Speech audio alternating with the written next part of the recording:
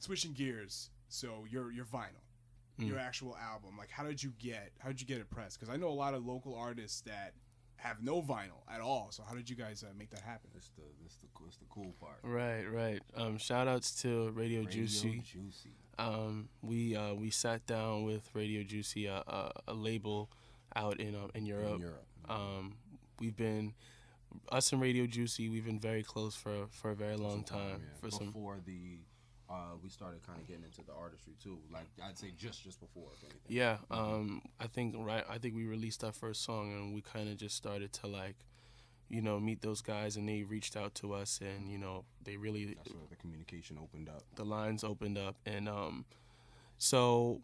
We showed him the project, and he really digged it. At first, which is crazy. The pressing, it's laws of attraction right there.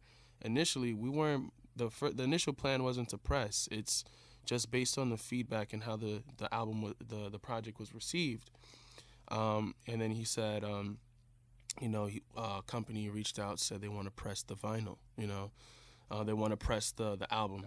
Right. And so we had a contract set up, and pretty much, within a few months, they sent us shipments of the vinyls. So shout outs to Radio Juicy for making that happen. Heavy.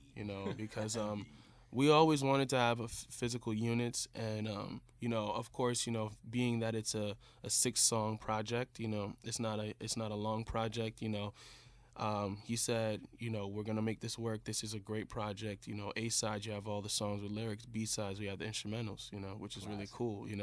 It made me feel like, wow, I'm really part of the Tribe Called Quest. Yeah. So yeah, it was pretty awesome, and I definitely suggest, if you're an artist, get your album pressed.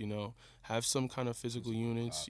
People, because it's a work of art. And what's cooler about it is, like, because people think music is just, something that's intangible.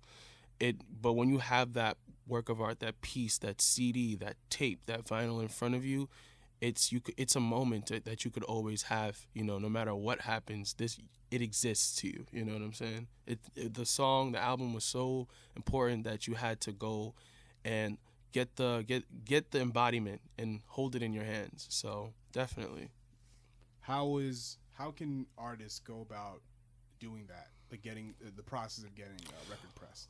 Well, they have a couple of pressing, vinyl presses in the city. Metro area. Yeah, too. metro area. Yeah. We got ours overseas, but there's definitely areas out here, I can't remember the name of one. We do know of one that's in Manhattan, correct? Something like, yeah. But to be honest with you, it all depends on location. I guess for starters, but two, if you can, because a lot of people are just have hard time, or a lot of companies, I should say, have hard times pressing smaller amounts. So that's where, if you're pressing a smaller amount, you probably should go through a third party, like let's say you are partnered with an agency or a label, that handles the distribution, or because there are cases where you can do that without having to necessarily put cash up front. Right. So, there are just a few ways to do that. The one spot that was in New York, because I definitely want to make sure we shout out the New York spots too. Definitely. And part of my timing on that. Right. We'll get it. Yeah. But yeah, just all to say there, there's definitely a few ways. There's a few. There's also a few websites online that'll press pretty much anything. You get CDs. You got the name? EasyDisc.net.